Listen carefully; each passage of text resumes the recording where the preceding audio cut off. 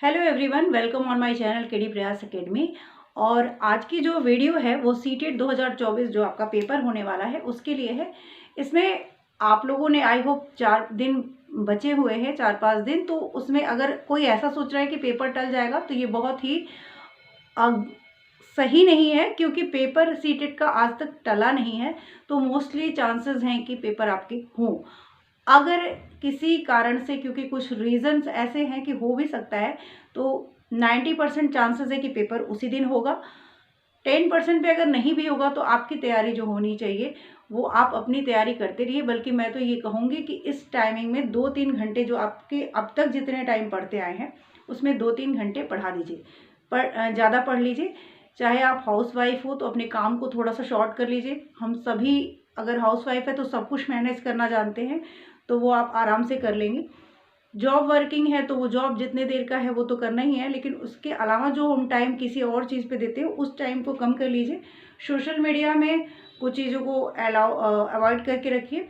और यहाँ पे हम आज की वीडियो में जो बात करने वाले हैं वो है टाइम मैनेजमेंट। क्योंकि टाइम मैनेजमेंट के कारण मैंने जो पेपर दे के बाहर निकलते हैं स्टूडेंट, उनमें से कई लोग ये कहते हैं कि हमको ये आगे का जो पेपर था वो आ रहा था, लेकिन हमारा 30 मार्क्स का क्वेश्चन छूट गया, या मेरे 15 मार्क्स के क्वेश्चन में मैंने सिर्फ ऐसे ऐसे टिक कर दिया। तो ये चीज़ें आपको ना झेलना पड़े, इसके लिए टाइम मैनेजमेंट बहुत ज़रूरी है। क्योंकि एक एक नंबर से आपका सीटेड पेपर में क्वालिफाइड और एक एक नंबर की वजह से अनक्वालिफाइड लिखा हुआ आ जाएगा। इस बार का सीटेट बहुत इंपॉर्टेंट है। आप सभी जानते हैं कि बीपीएससी एग्ज़ाम हो, सुपर टेट एग्ज़ाम हो, या जितने भी चुनाव के कारण हो, चाहे के कारण जितनी भी वैकेंसीज है वो फटाफट से आ रही हैं। और इसके बाद आपकी तैयारी स्टार्ट हो जाएगी। अगर आपकी सीटेट पेपर अच्छा जाएगा तो आप कॉन्फिडेंस के साथ 1-2 साल के अंदर आपको नौकरी भी मिल जाएगी। और आप इसलिए ये सीटेट जो है वो बहुत ही आपके लिए इम्पॉर्टेंट होने वाला है। ठीक है, तो सबसे पहले अगर हमको टाइम मैनेजमेंट करना है तो आप देख सकते हैं कि 150 नंबर के पेपर होते हैं। ठीक है, पेपर 1 हो या पेपर 2 हो, जिसमें आपको कितने मिलते हैं, 2.5 घंटे का समय मिलता है। तो यानी आपको 30 मिनट्स एक सब्जेक्ट पे पड़ता है। सबसे पहले आप क्या करिए कि कोई भी प्रैक्टिस सेट या कहीं से भी आप एक हार्ड पेपर आप निकलवा लीजिए, या कुछ प्रीवियस ईयर ही उठा लीजिए, और एक सेट को मान लीजिए। और एक चीज़ और, एक सेट को आप टाइम देखिए कि आपको एक पेपर, मान लीजिए सीडीपी मैंने स्टार्ट किया, तो सीडीपी के 30 क्वेश्चंस को करने में कितना टाइम लग रहा है। आपके 30 मिनट से ज़्यादा एक पार्ट पे नहीं लगना चाहिए। और उसके साथ साथ ये भी ध्यान रखिएगा कि आपको जो है ये गोला भी भरना है, यानी आंसर भी आपको सेलेक्ट करना है। ठीक है, तो आप ये भी गलती नहीं कर सकते हैं कि जब टाइम मैनेजमेंट करिए तो क्वेश्चन को सॉल्व करना प्लस आपका जो गोले भरने की टाइमिंग है, उन दोनों को, क्योंकि गोला भरने में बहुत टाइम लगता है। जो आपको ये गोले दिखते हैं ना, इसके लिए गोले भरने के लिए एक चीज़ बताऊंगी कि जो पेन आता है ना, उसका जो पॉइंटर हो, अगर आपका पॉइंटर मोटा होगा पेन का तो ये गोले जो हैं जल्दी भर जाते हैं। तो कुछ ऐसे पेन का सिलेक्शन करिए और उससे आपको प्रैक्टिस करिए। पेपर के दिन नया पेन खरीदने की जगह 1-2 दिन पहले उस तरह के पेन को पकड़ने का, उसी तरीके के पेन से गोला भरने की प्रैक्टिस करेंगे तो वो पेन जो होता है ना, हमारे पेपर पे पेन पे थोड़ा हैबिट बन जाती है।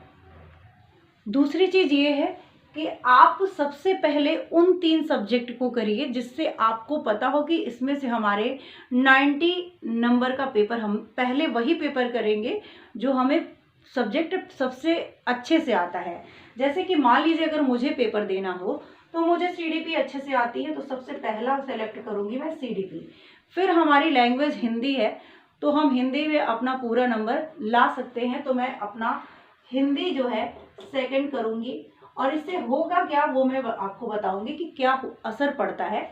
उसके बाद इंग्लिश में पैसेज आते हैं तो पैसेज हम कर सकते हैं। ठीक है, या मैं साइंस है तो मैं साइंस करूँगी, सोशल साइंस है तो मुझे सोशल साइंस ज़्यादा अच्छे से आता होगा, तो मैं ये साइंस या सोशल साइंस में से जो भी आपका है वो कोई 3 सब्जेक्ट ऐसे जो आपको बहुत अच्छे से आते हो, जिसके लिए आपने बहुत ज़्यादा तैयारी में समय दिया हो, वो पेपर आप सबसे पहले करिए।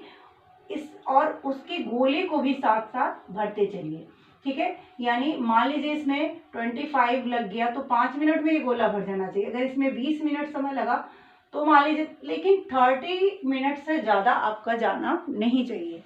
अगर 30 मिनट से ज़्यादा, मान लीजिए सीडीपी के क्वेश्चंस बड़े बड़े होते हैं तो उनको करने में ज़्यादा टाइम लग ही जाता है। तो अगर यहाँ पे टाइम ज़्यादा लग गया तो हिंदी वाले में ट्राई करिए कि यहाँ पे जब आप प्रैक्टिस सेट अभी प्रैक्टिस कर रहे हैं तो यहाँ पे कम समय लगे, ठीक है। साइंस में आपके समय जाएंगे ही जाएंगे, क्योंकि यहाँ पे भी एक लाइन से ज़्यादा लाइंस में क्वेश्चन होते हैं। लेकिन आप यहाँ पे समय अगर प्रैक्टिस किए हो और अभी कर लीजिए तो यहाँ पे समय आप बचा सकते हैं, क्योंकि यहाँ पे क्या आता है, आपके जो पैसेज होते हैं, गद्यांश होते हैं या पद्यांश होते हैं, उसमें आंसर आपके छुपे होते हैं, तो वहाँ से आप देख लेंगे। और मैंने एक गद्यांश जब पेपर डिस्कस करती हूँ तो उसमें ट्रिक भी बताती रहती हूँ, तो वो भी आप वीडियो देख लीजिएगा।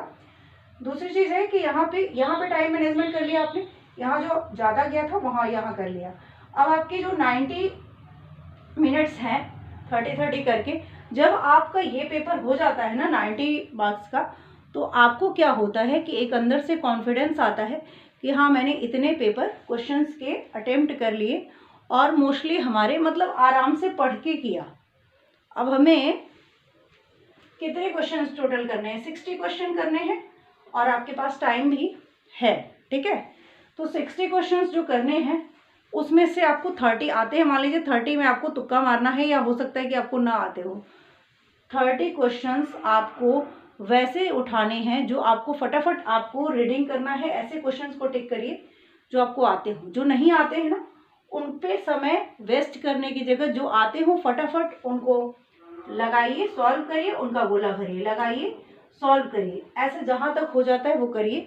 जब आपके 10 या 15 मिनट बचे हों तब आप उन क्वेश्चंस को भी ट्राई करिए जो आपको नहीं आते हैं।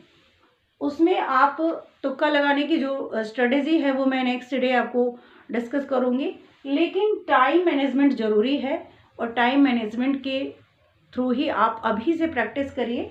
अपने जो पेपर सॉल्व कर रहे हैं उसमें भी टाइम नोट डाउन करते रहिए कि हमको इस पेपर में कितना टाइम लगा या दूसरे पेपर में कितना टाइम लगा, ठीक है।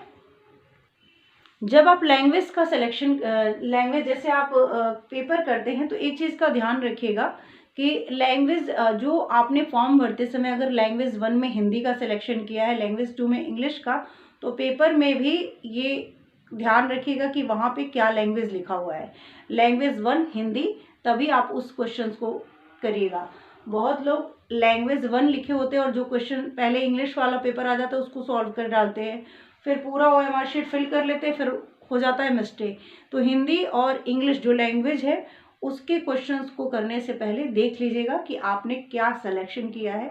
लैंग्वेज 1 में हिंदी का सिलेक्शन किया है तो वो पार्ट करिएगा सॉल्व, और नहीं तो दूसरा पार्ट। ये सारी चीज़ें यूज़ हो गई। अब जब आप जो भी क्वेश्चंस आपको नहीं आ रहे हैं उनको लास्ट 15 मिनट में पढ़िए, और पढ़ने के साथ साथ अगर ये क्वेश्चन इसमें से सॉल्व कर लिया तो उसको टिक करते जाइए, क्योंकि अभी 10 मिनट बचा है ना। तो आप ये नहीं कि लाइन से गोला बिना देखे क्वेश्चन पढ़ेगी, 15 मिनट में इतना घबराहट हो गया कि मैंने पूरा भर दिया, तो ये मत करिएगा। हो सकता है कि आप जब तक 5 क्वेश्चन पढ़ के करें तो वो आप पूरा सॉल्व कर जाए। मान लीजिए आपको मैथ नहीं आता है तो 5 क्वेश्चन आपने लास्ट में सॉल्व करके किया तो वो आपके सॉल्व करके हुए हैं ना, तो वो आंसर आपके सही हो सकते हैं, सही ही होंगे। तो उस तरीके से अब जो एकदम लास्ट में बन जाए उनको आप एलिमिनेशन मेथड से या बोथ A and B कुछ जो ट्रिक्स होती हैं उनके या टैग वर्ड्स के थ्रू उनको आप करिए क्लियर, ठीक है।